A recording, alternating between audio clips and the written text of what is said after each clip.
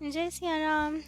तो कल तक हमने अपनी प्यारी कथा रसिक श्री सीताराम जी को श्रवण कराया कि भक्त ओम प्रकाश जी वे एक पत्र लिखते हैं अपने मित्र रामकरण जी को, जिसमें वे कहते हैं कि कृष्ण जी की आज्ञा मिल गई है और मैं उनकी आज्ञा से एक बहुत बड़ा जबरदस्त कदम उठाने वाला हूँ। पत्र से तो साफ था कि इनके हृदय में कृष्ण प्रेम की अग्नि कैसे जल रही थी, विरह कैसे हो रहा था, कैसे अब वे श्री कृष्ण जी से मिलने को व्याकुल हो रहे थे। नाम जप की साधना का ही परिणाम था कि ओम प्रकाश जी की विरह ज्वाला बढ़ती जा रही थी और जब वे पराकाष्ठा पे पहुंच गई, उनका श्री कृष्ण जी के बिना जीना असंभव हो गया। वे जीवन किस काम का जिसमें श्री कृष्ण जी की सुधा रूपी संजीवनी का निरंतर पान करने की और उनकी रस में लीला में योगदान देने का सौभाग्य न हो। ये भाव उनके हृदय में आ रहा था कि हमें भी श्री कृष्ण जी की लीला में सम्मिलित होना है। उन्होंने श्री कृष्ण विरहीन जीवन को अनशन द्वारा समाप्त करने की ठान ली थी। ये था उनका जबरदस्त कदम। रामकरण जी को अपने पत्र में उन्होंने यही संकेत किया था कि मेरा अगला कदम बड़ा जबरदस्त होगा। उन्होंने लेकिन ये भी संकेत दे दिया था कि इसके लिए श्री कृष्ण जी से आज्ञा मिल चुकी है मुझे। साधक इसका अनुकरण नहीं कर सकते हैं। कल को हम भी ये ना सोच लें कि हमें श्री कृष्ण जी से बहुत प्रेम है तो ठीक है, ओम प्रकाश जी ऐसा कर सकते हैं तो हम क्यों नहीं कर सकते। हम भी चल पड़े अपने जीवन को समाप्त करने, ये अनुचित हो जाएगा। ओम प्रकाश जी की अवस्था अलग थी।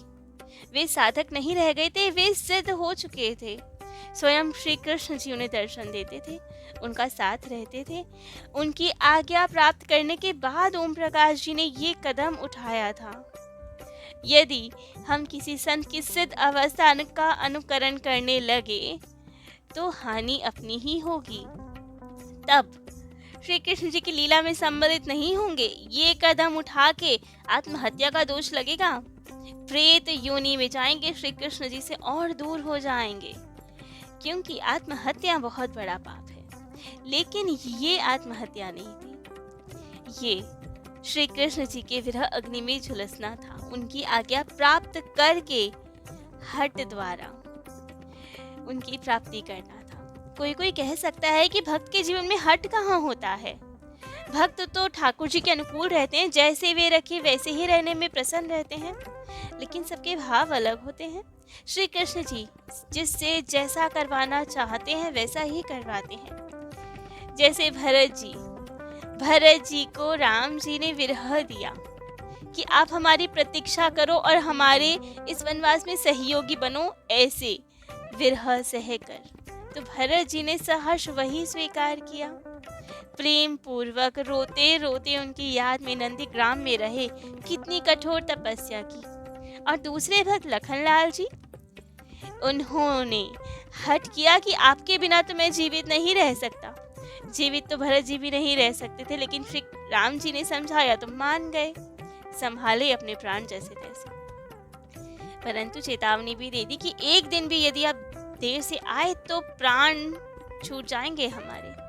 लेकिन लखनलाल जी से तो इतना भी सहन नहीं हुआ। उन्होंने तो वनवास से पूर्व ही कह दिया, जब राम जी ने कहा तुम अयोध्या जी में रहो, पिताजी की सार संभाल करो, प्रजा को संभालो, तो लखनलाल जी ने कह दिया कि मृत शरीर क्या कोई दायित्व निभा सकता है। यदि आप मुझे यहाँ छोड़कर चले गए, शरीर तो यहाँ रह जाएगा लेकिन प्राण नहीं रह पाएंगे। फिर मृतदेह क्या करेगी, कैसे सार संभाल करेगी पिताजी की, कैसे प्रजा पालन करेगी। तो अब ये हट भी तो हट नहीं कहला सकते, ये तो प्रेम था। भरत जी लखनलाल जी दोनों से बहुत प्रेम करते हैं राम जी, लेकिन दोनों से एक अलग अलग उदाहरण प्रस्तुत करवाए भक्ति के। वैसा ही कुछ यहाँ हुआ है। ओम प्रकाश जी प्रेमी भक्त विरह अग्नि सहन कर रहे थे, लेकिन श्री कृष्ण जी को एक ऐसा भी उदाहरण पेश करना था शायद संसार जगत में तो इसीलिए आज्ञा दी उन्हें कि तुम अनशन करो, अब देह का त्याग करके फिर हमारे पास आओ। तो ओम प्रकाश जी ने यही किया। 20 सितंबर 1941 में ओम प्रकाश जी ने भोजन छोड़ दिया। 26 सितंबर को वृंदावन में यमुना जी के किनारे अक्रूर घाट से कुछ आगे जाते हैं तो वहां चामर देवी के निकट एक बहुत सुनसान स्थान है। उस स्थान को चुना अपने शरीर त्यागने के लिए, कृष्ण जी की प्रेरणा से ही। आज भी वो एरिया बहुत सुनसान है, जंगल ही है, और उस समय तो और कितना सुनसान रहा होगा। लेकिन जाने से पूर्व ओम प्रकाश जी ने 3 पत्र लिखे। पहला पत्र उन्होंने लिखा अपने बड़े भैया को, विष्णु नारायण जी को। आगरा से ही लिखा था जाने से पूर्व। उन्होंने लिखा, प्रिय बड़े भाई साहब, मैं अब संसार त्याग कर जा रहा हूँ। आप श्री कृष्ण प्राप्ति का मुझे आशीर्वाद दीजिए। मेरी यही प्रार्थना है कि आप भी खूब नाम जप करें। जब नाम जप करेंगे तो भगवान स्वयं समय समय पर आपको उपदेश देते चलेंगे। इसके बाद दूसरा पत्र उन्होंने लिखा अपने घर के सभी लोगों के नाम। बड़ा घर था, माता पिता भैया सब थे, तो उनके नाम दूसरा पत्र लिखा। आगरा से ही उन्होंने लिखा, सबके चरणों में प्रणाम। मेरी केवल यही अभिलाषा है कि श्री कृष्ण जी की सखा मंडली में मैं भी सम्मिलित हो जाऊं, उनका एक सदस्य बन के उनकी लीलाओं का वैसा ही आनंद प्राप्त करूं जैसे गोप गोपियां प्राप्त करते हैं।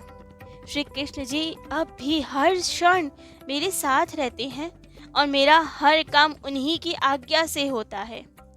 लेकिन अब केवल इतने से ही मुझे तसल्ली नहीं हो रही है, साक्षात उनकी लीला में जाना है। मेरी अभिलाषा जान के प्रभु ने ध्यान में मुझसे इन्हीं गर्मियों की छुट्टियों में कहा था कि तुम जैसा आनंद चाहते हो वैसा 1 महीने के अंदर संभव है, यदि एक परीक्षा के लिए तुम तैयार हो जाओ तो।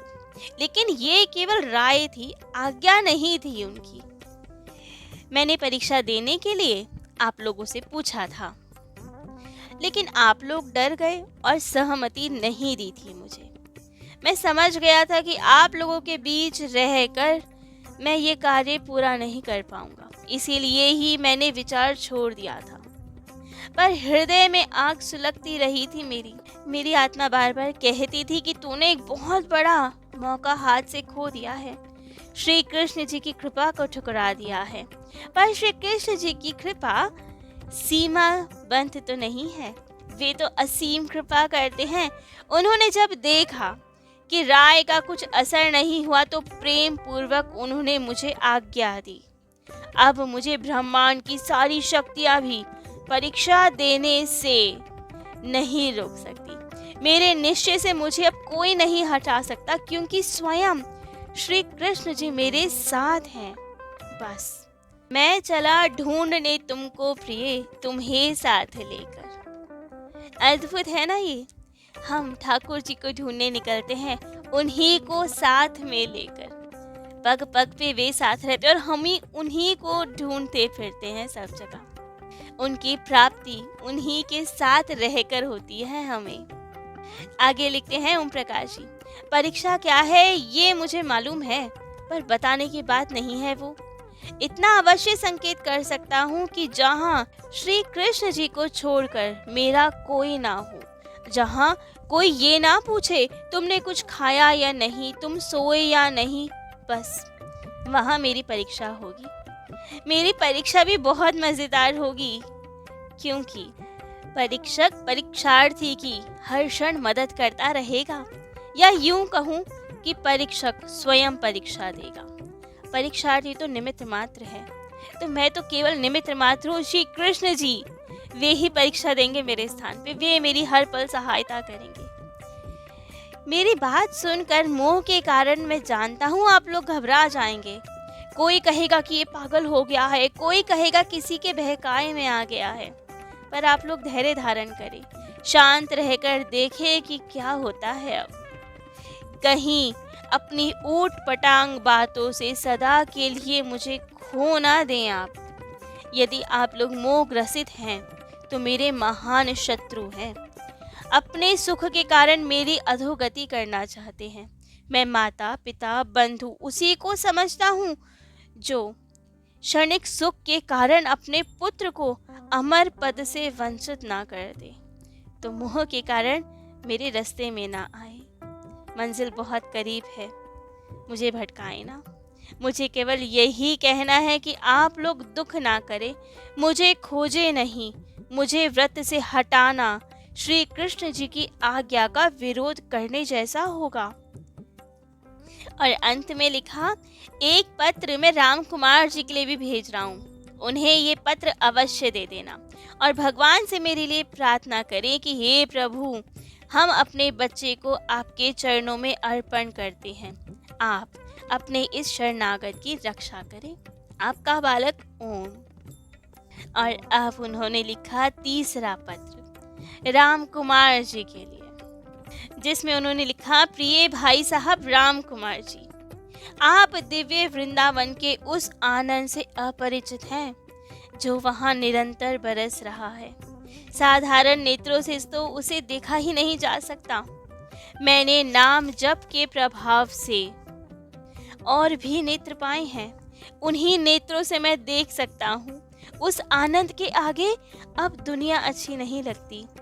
मैंने बिना भोगे उन विषयों को ठोकर मार दी है जिसमें आप फंसे हुए हैं। मेरा यह त्याग उस लकड़हारे का सा है जिसने राज्य की प्राप्ति के लिए कुल्हाड़े का त्याग किया है।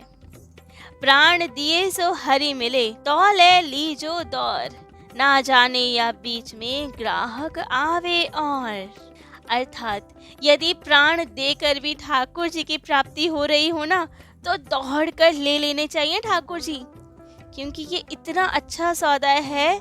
यदि तुमने देर कर दी, जाने कोई और ग्राहक आके ठाकुर जी को ले ना जाए, तो बहुत सस्ता सौदा है। मैंने तो हीरे की प्राप्ति के लिए कौड़ी का त्याग किया है। बहुत सस्ता सौदा है। अब बस विदा, जा रहा हूँ सदा के लिए। ये कह के उन्होंने पत्र बंद किया। अब ओम प्रकाश जी के भाई बंधु माता पिता सब इन पत्रों को पढ़कर बेहद चिंतित हो गए। स्वाभाविक भी है, कोई भी सांसारिक ये पत्र पढ़ के चिंतित होगा ही। कोई भला क्यों ही चाहेगा कि कोई हमारा प्रिय हमसे दूर होकर ठाकुर जी की प्राप्ति करे। ठाकुर जी की प्राप्ति भी कोई प्राप्ति है। संसार में रहो भोगो, यही तो संसारिक मनुष्य चाहते हैं। लेकिन भक्त तो कुछ और ही चाहता है। तो इसीलिए घर वाले सब चिंतित हो गए। सबने आगरा, मथुरा, वृंदावन, आसपास जितने स्थान उन्हें लगते थे सब जगह ढूंढने का प्रयास किया, लेकिन कहीं पता नहीं चला ओम प्रकाश जी का। ओम प्रकाश जी तो यमुना किनारे उस निर्जन स्थान में निराहार रहकर भजन कर रहे थे। भजन करते करते 1 महीना बीत गया था उन्हें।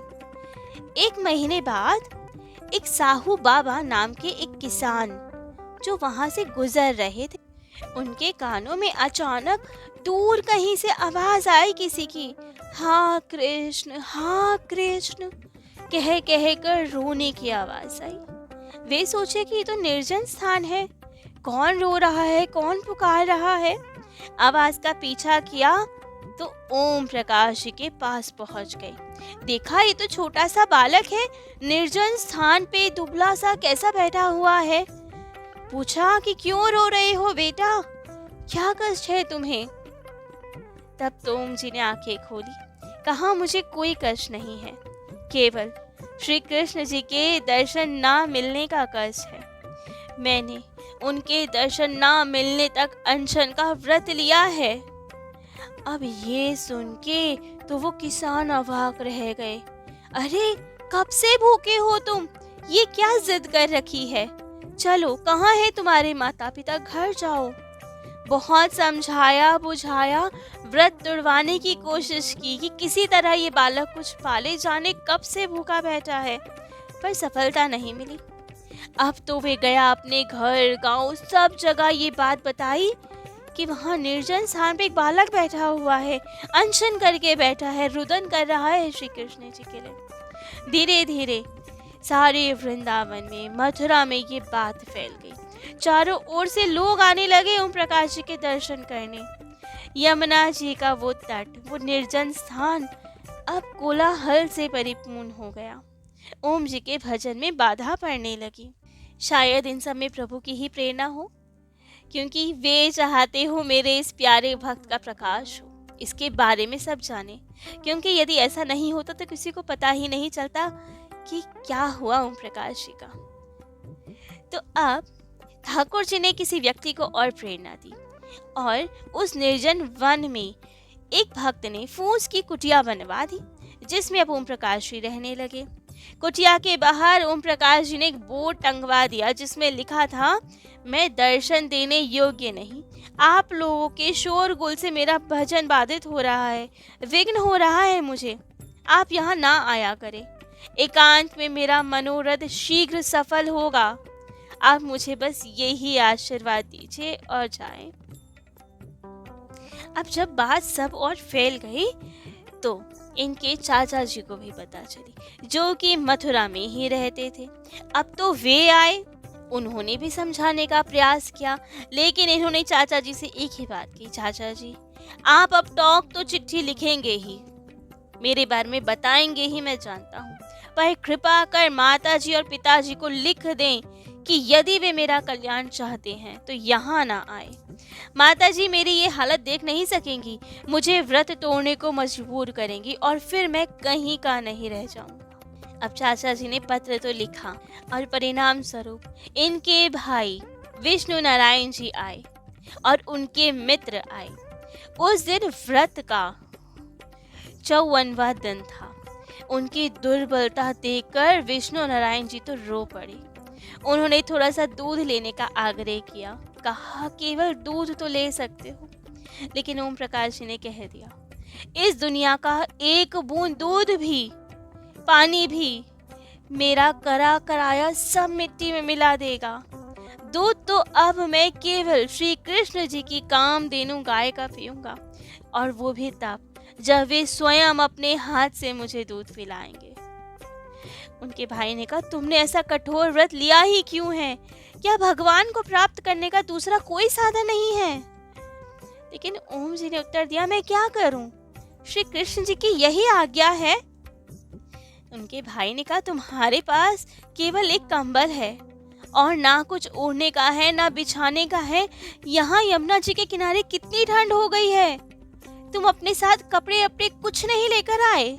ओम प्रकाश जी ने तो सहजता से उत्तर दिया, श्री कृष्ण जी की आज्ञा प्राप्त होते ही मैं जैसा बैठा था वैसा ही चला आया।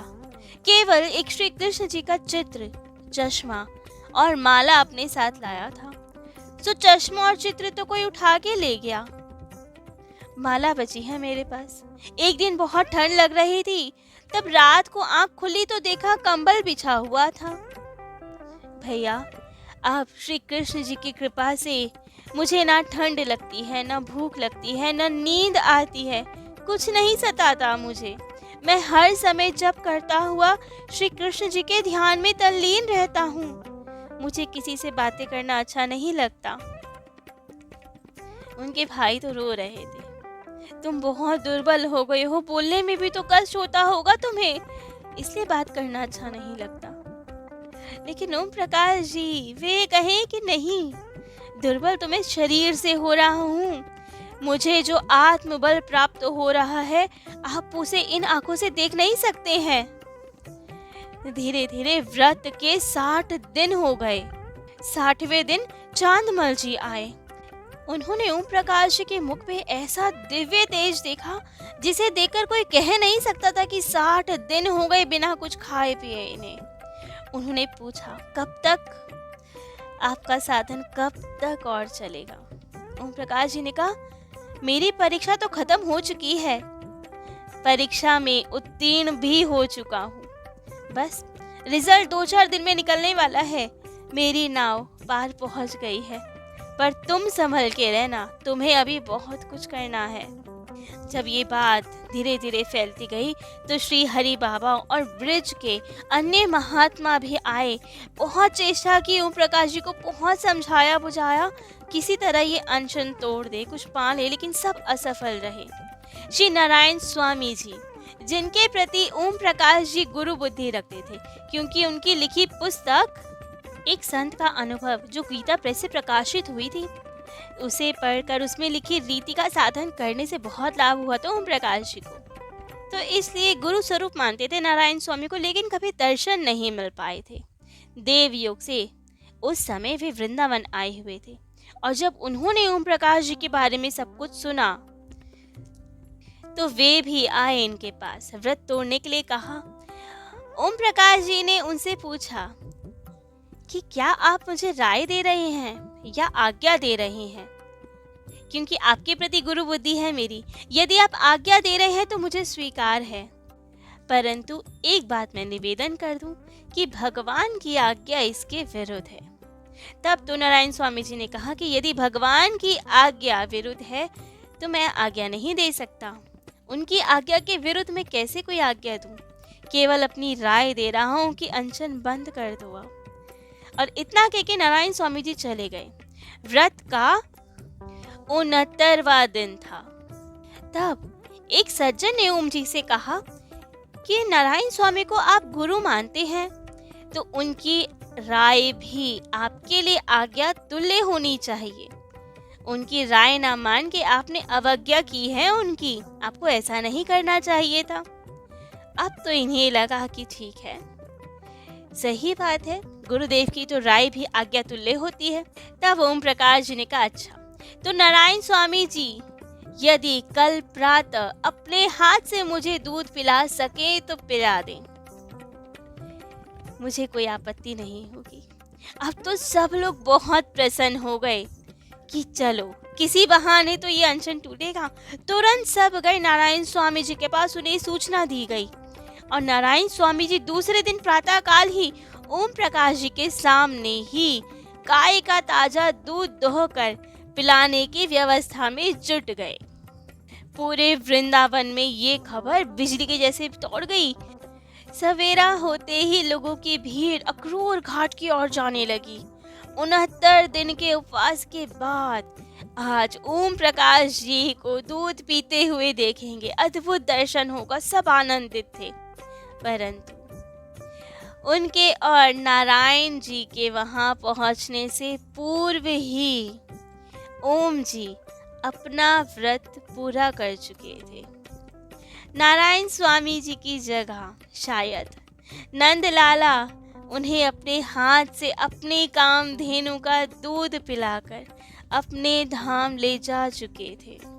दूध का पात्र दिखा लोगों को वहाँ, गाय के चरण चिन्ह भी दिखे वहाँ। तो जैसा ओम प्रकाश जी चाहते थे वैसा हुआ। इनकी परीक्षा पूर्ण हो चुकी थी, रिजल्ट आना था ना, तो रिजल्ट सबके आने से पहले पहुंच गया। ठाकुर जी आए, ओम प्रकाश जी को दूध पिलाया और अपने साथ ले गए। इनकी भगवत प्राप्ति के संबंध में लोग शंका भी करते हैं। उनका कहना है कि भगवान हठ से नहीं प्रेम से मिलते हैं। हठी से तो दूर रहते हैं, प्रेमी के अधीन रहते हैं। प्रेमी भक्त तो अपने आप को ठाकुर जी को समर्पित करते हैं और आत्मसमर्पण के कारण ठाकुर जी उनके प्रेम की डोरी में बंध जाते हैं, विवश हो जाते हैं अपने प्रेमी भक्तों के आगे। लेकिन हठी अपनी बात उनसे मनवा कर, उन्हें अपने प्रति समर्पित करवा कर उन्हें जबरदस्ती बांध लेने की चेष्टा करता है। भगवान इतने सस्ते नहीं जो किसी के हट से मिल जाए। हट करना आसान है, प्रेम करना कठिन है। लेकिन ओम प्रकाश जी का हट कोरा हट नहीं था। उसके पीछे उनकी नाम साधना थी, उनका प्रेम था। उनका हट उनके प्रेम का ही परिणाम था, जैसे लखनलाल जी का था। वे श्री कृष्ण जी की प्राप्ति की तीव्र उत्कंठा के कारण अपना धैर्य खो बैठे थे। जैसा भी हो, श्री कृष्ण जी को तत्काल पा लेने के लिए बेचैन हो उठे थे। इसलिए स्वयं कृष्ण जी ने उन्हें आज्ञा दी थी ये मार्ग अपनाने के लिए। तो ओम प्रकाश जी वो सब कर पाए जिसकी आज्ञा श्री कृष्ण जी ने दी थी, और श्री कृष्ण जी भी निर्वाह करते हुए अपने भक्त का उसे अपने साथ अपने धाम को ले गए। तो ऐसे थे अद्भुत भक्त, बाल भक्त, जिन्हें 16 वर्ष की आयु में ही भगवत प्राप्ति हो गई। तो आज ओम प्रकाश जी का चरित्र तो यहीं विश्राम देते हैं। कल अपनी प्यारी कथा रसिक श्री सीताराम जी को उनके अनेक इन्हीं दिव्य प्यारे भक्त का चरित्र श्रवण कराएंगे। आज के लिए इतना ही। जय जय श्री सीताराम।